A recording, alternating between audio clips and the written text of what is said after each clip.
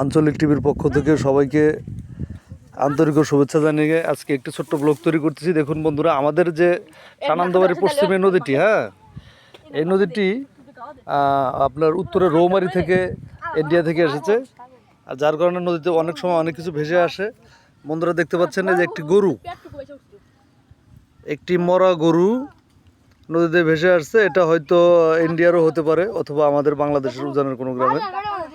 তো যার জন্য ছোট ছোট ছেলে মেয়েরা গোসল করতে আসার পর এটাতে দেখে দেখেন ওরা কি প্রতিক্রিয়া দেখাচ্ছে।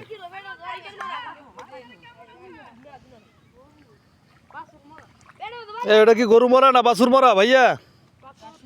বাছুর না, ওরা ইন্ডিয়া থেকে আসছে, ইন্ডিয়া।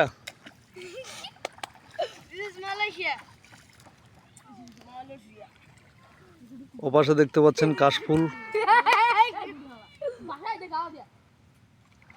কাশফুলের ওই পাশে কয়েকটা বাচ্চা, ওরা ওই পাশে নদী পার হয়ে ফুর্তি করতেছে, ছোট ছোট ছেলেমেয়েরা।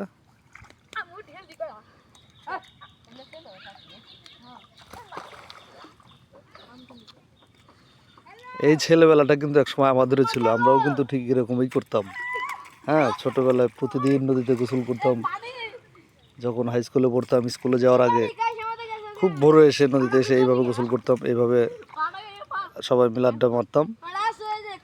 ওদের দেখে আমার ছেলেবেলার কথা মনে পড়ে গেল।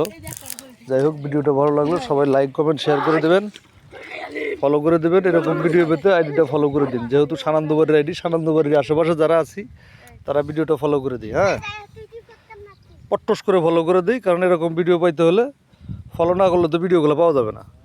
এরকম ছোট ছোট দুষ্ট ছেলে মেয়েদের গোসলের ভিডিও বা আমাদের ছেলেবেলার কথাগুলো স্মরণ করতে আইডিটা ফলো করে দিই।